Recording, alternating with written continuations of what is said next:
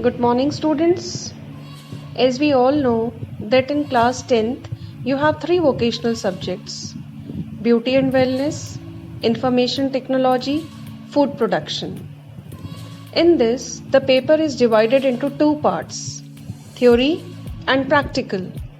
Theory is of 50 marks and practical is of 50 marks. Now in theory, the paper is divided into two parts.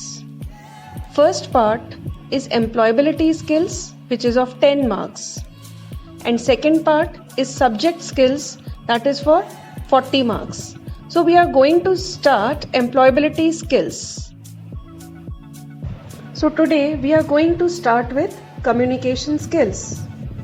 It is used for imparting and exchanging of information by speaking, writing, or using some other medium and means of sending or receiving information. Communication skills are needed to speak appropriately with a wide variety of people, maintaining good eye contact, present your ideas appropriately, write clearly and concisely, and work well in a group. We have basically two types of communication skills. First, it is based on communication channels. Second, which is based on style and purpose. Based on communication channels, we have two types: non-verbal and verbal. Verbal is of two types: oral and written. And oral has two parts. First, face-to-face. Second, distance. Now, based on style and purpose, we have two types of communication. First is formal and the other one is informal. Non-verbal communication is defined as communication without words. It includes apparent behavior such as facial expressions, eyes, touching, and tone of voice, as well as less obvious messages such as dress, posture, and spatial distance between two or more people.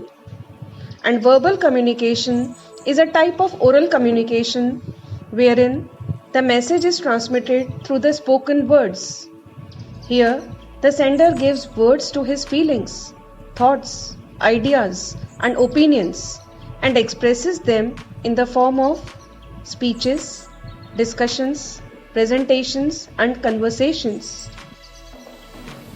Formal communication is the communication taking place through official channels in an organization designed by the management. This communication flows deliberately, created along officially organized positions to ensure a smooth, orderly, accurate, and timely flow of information.